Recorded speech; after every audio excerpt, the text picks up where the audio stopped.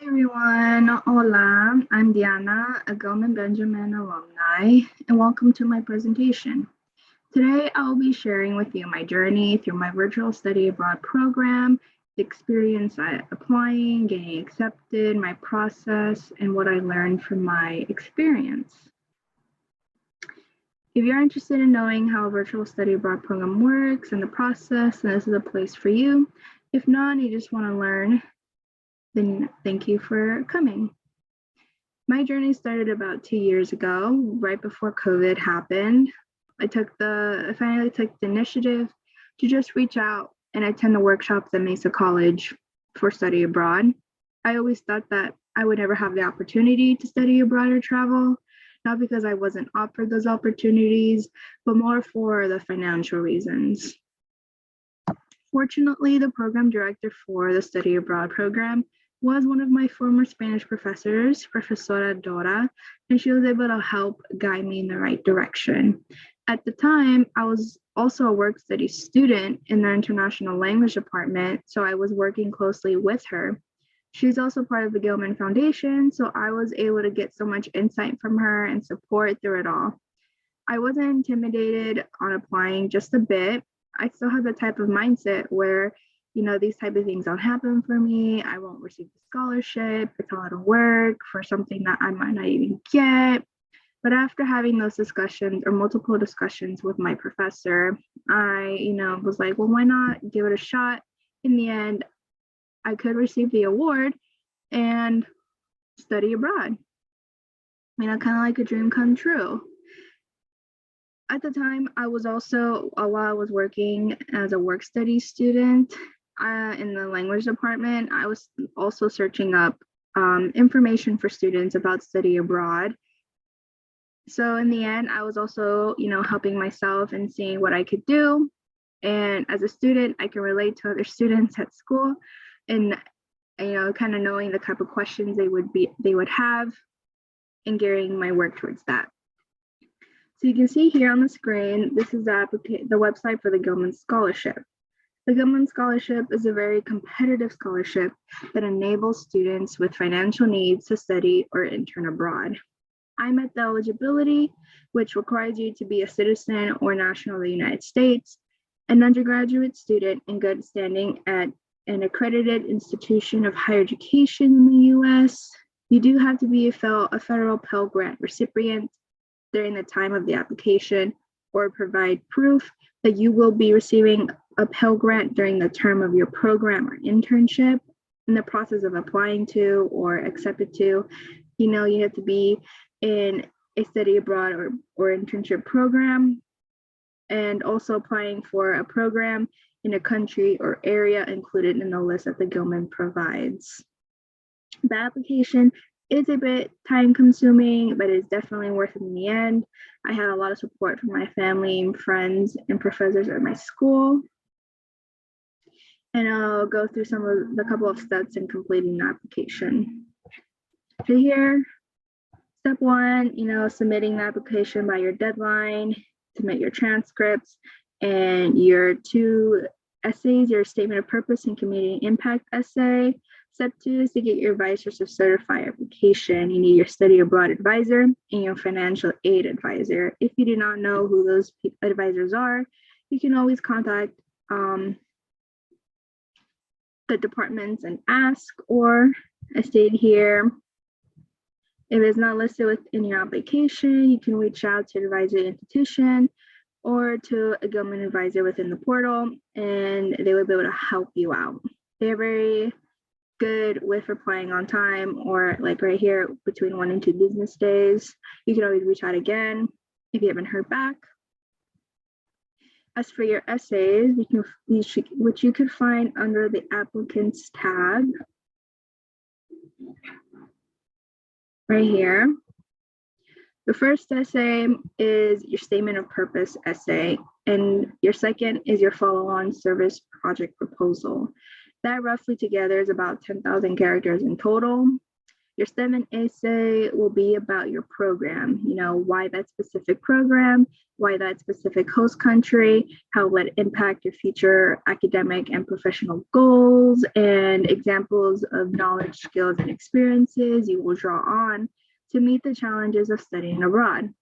For your follow-on service project, it will be more geared towards spreading awareness of studying abroad and the Gilman Scholarship to your community. Why you chose that specific audience, how would you present your project to your audience, as well as the departments or organizations you chose to collaborate with to make that possible. Those are the two things of a scholarship that are a bit time consuming, but like I said, definitely worth it, especially with the amount of support that you would have. The Gilman Scholarship also provides tips for your essays, have your essay proofread. I had mine proofread so many times. I asked my advisor, my professors, my friends, my families. I double checked, every line to see, does this sentence make sense? Does this sentence make sense? Is it flowing? And all of that. You can also, like listed on here, work with your advisors. They should be familiar with the Gilman and what they expect, and they'll be able to guide you through that. You can also work with the writing centers on campus. For me, I did go once to the writing center, and I was able to sit down with them, talk to them about what my essay is, what I need help with, and one by one, we went through everything. Such a huge help for me. Also, be creative. The Gilman wants to know about you, specifically why you should get the scholarship, and also, most importantly, check for spelling, punctuation, and grammar. They have also tabs here for additional help and tips for you to help you stand out. For me, this is my follow-on service project. Since I did have a virtual program, I felt I had limited options on how to present my experience.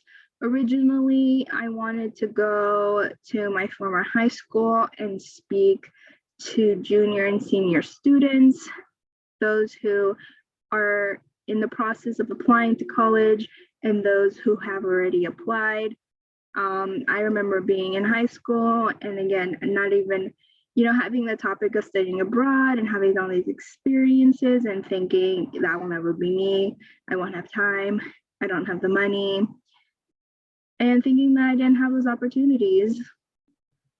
Whether, I did go to community college or university. And so I wanted to be able to share my experience with them.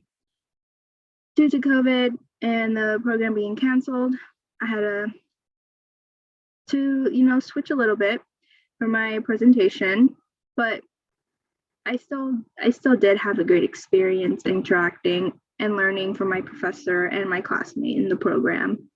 I had researched a bunch of programs to join, but hadn't decided between an internship or a program, and it wasn't until I came across the Spanish Studies Abroad, the Center for Cross-Cultural Study website, as you can see here.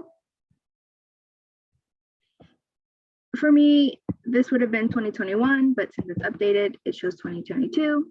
I was able to find this program, give an overview of what I'd be doing. The requirements weren't as many as some other ones that do require a lot. So I thought, oh, this can be perfect for me. My Gilman scholarship did cover the expenses for this program. I wasn't able to do June just because of the dates. So I chose July, when it was next.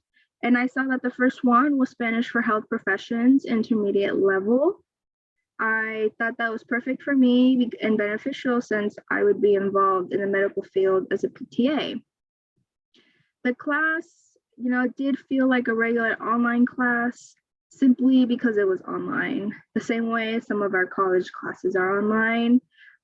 So it was a little bit of a bummer to not be able to experience and travel and have that immersive experience. But what was unique about the class was the material that I learned and the attendance. The class only had about 3 people, including myself. So it was me and another student and the professor. It did allow for more interaction and one-on-one time with the professor. So it was a lot easier to receive the help I needed and make sure I fully understood the material and receive that immediate feedback. So after applying, getting accepted, submitting my proof of acceptance to the Gilman Scholarship, and starting my program, as you can see here, this is the portal that we use. We use Google Classroom, which I wasn't so familiar with. I didn't know if it'd be such an issue, but I think if you know how to work Gmail and Google, it might be a little easier. And this is where we would meet up for our class and work on assignments and take our exams. If we had any questions, we'd be able to message the professor, and she was very quick with the responses too, which was really, really nice.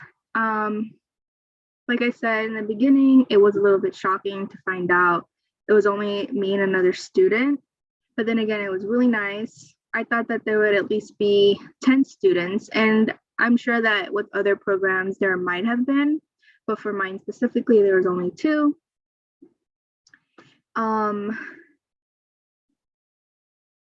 So here is where we got all our classwork. For each unit, the human body, for the most part, a lot of them had PowerPoints, Word documents for our lecture, homework, and a video of a review of what we had learned during the class. So here, go through this in the beginning of the first day. It's just a questionnaire about us, what we're looking forward to in the class, and what are our goals for professional careers. Lecture.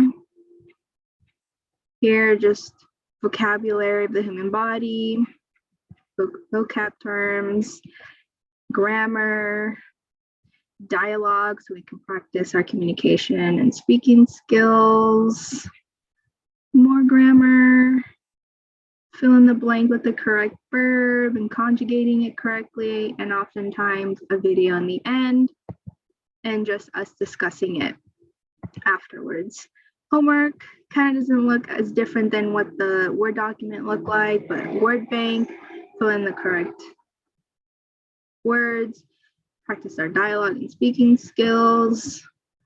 Here, just reviewing our vocabulary that we learned based off of the number here. We look on the chart and write down the correct term and make a sentence out of that. Here's pick the correct response to finish the sentence, conjugating the verb that we're given here. Here, creating sentences, and so forth. And the majority of that is the same. You know, sometimes here we just had a Word document. Same thing, verbs, lecture, and then just homework in the end. Sometimes if we had time, we would be able to finish it during class, so we can talk to the professor about it. We would, when we come back to class, we would review it and sometimes fix our points or fix the ones we missed. On Fridays, what the professor would be a debate where we would just look, she might have some dialogue or a worksheet, but the majority of the class, we would just speak to each other in Spanish about what we learned previously and just have some conversations. And it could have been about anything. One about the lecture, the grammar that we practicing the grammar and the vocab words, or learning about ourselves and each other, and being able to use the knowledge we learned and see if we are understanding the material. A lot of it, since the professor was teaching in Spain, we're talking about the healthcare system for professionals. We spoke about the healthcare system in the US and in Spain and the differences in how their systems work and all that. It's kind of a big shocker to learn all that too for each other. Here. So yeah, the majority of the units were just PowerPoint, homework, or sometimes a video.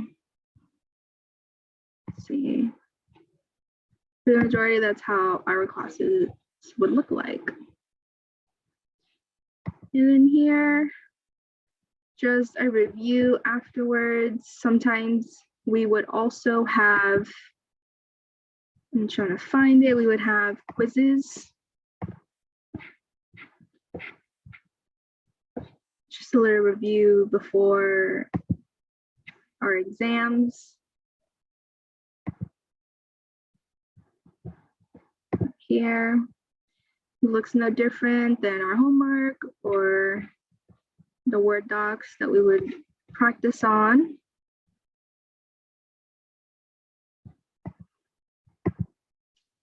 And then for a review or exam, this is how the exam would look like. Again, no different than what the rest of the documents and workouts. Here, from the lecture, just choosing the correct answer. True or false questions, vocab. For here we had to choose either a synonym or a brief explanation based off of the expressions or words we were given. Grammar, using the correct elements and conjugation of a verb. Grammar, using either the verb said or estar. Conjugation of our verb here as well. Here as well.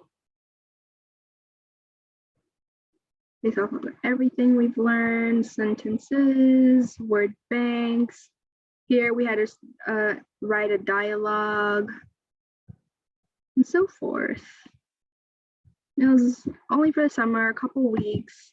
There was a bit of a time difference. So for all of us, for me, my time, it was 8 a.m. in the morning, but my professor in Spain and for my classmate, it was a little bit different. But it wasn't that. I was kind of worried in the beginning, thinking that I had to be awake at 2 a.m. I had looked at the wrong time difference. So I'm really glad that it worked out for me. But yes, that wraps up for my follow-on service project. And thank you for watching. And I hope you received info to help you decide on your future plans studying abroad. Thank you. Adios.